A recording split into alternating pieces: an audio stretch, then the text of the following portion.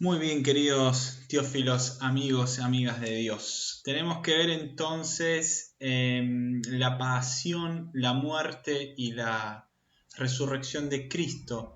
En el programa lo van a ver como la unidad número 5 y la unidad número 6. Hasta el momento hemos visto la unidad número 1 y hemos adelantado algo de la unidad número 2, pero antes de seguir con el orden cronológico del programa, vayamos al núcleo de nuestra fe, según esto que habíamos hablado de hacer una cristología ascendente, conocer el misterio de Jesús desde su propia humanidad, para después sí, una vez que ya hayamos conocido el gran misterio de todo el cristianismo, poder conocer realmente a la luz de los términos teológicos, dogmáticos acerca de Jesús, quién realmente era Él, 100% hombre, 100% Dios. Pasemos entonces a una pequeña introducción al gran tema de hoy. Recordemos que ya estamos entrando en la gran semana del cristianismo. El domingo estaremos con el domingo de Ramos, para luego el siguiente domingo estar celebrando el gran misterio de la resurrección de Cristo. Con motivo de que el jueves que viene no tendremos clase, la clase de hoy tendrá una extensión un poco más larga que la costumbre, con un cuestionario que les he dejado con una serie de preguntas para profundizar todos la pasión y la muerte de Jesús.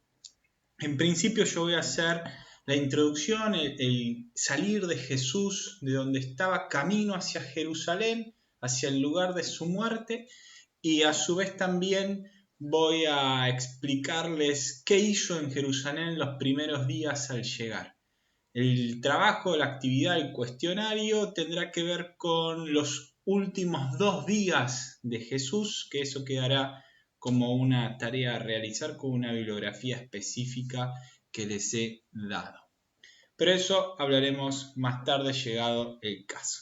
Vayamos entonces a este texto que escribí a la forma de una introducción de esta clase. En las primeras clases de Teología 2 hemos estudiado la concepción judeo-cristiana del universo, si recuerdan, con el relato de la creación. Hemos visto quién era este ser humano en ese universo, hemos visto cuál era la misión del ser humano y nos hemos preguntado por el origen del mal, en ese relato entre la mujer y el hombre que comen el fruto de la ciencia del árbol del bien y del mal.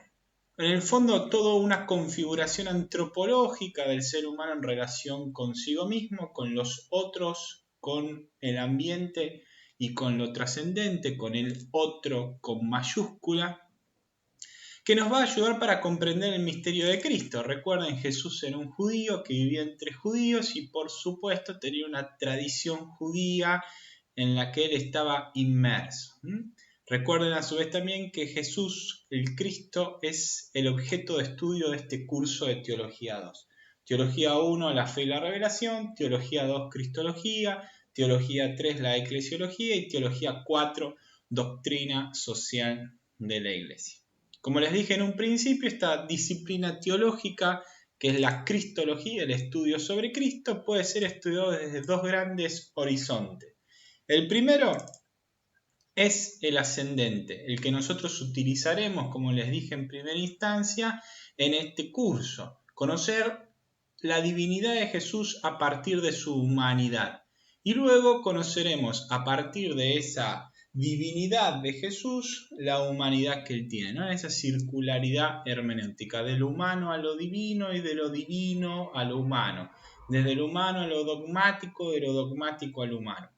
Este camino que les propongo en el fondo es el camino que hicieron las primeras comunidades. Estuvieron en contacto con este Jesús que caminó en medio de ellos, que murió, tuvieron la experiencia del resucitado, empezaron a analizar, a pensar la vida de Jesús a la luz de la resurrección y de ese acontecimiento que le ponía una nueva clave de interpretación a todo lo que Jesús había dicho, muestra de forma acabada lo que Jesús quería hacer y decir con sus obras y con sus dichos, y de esa forma la primera comunidad cristiana tuvo un conocimiento más profundo de esa humanidad de Jesús y así sucesivamente en una circularidad hermenéutica.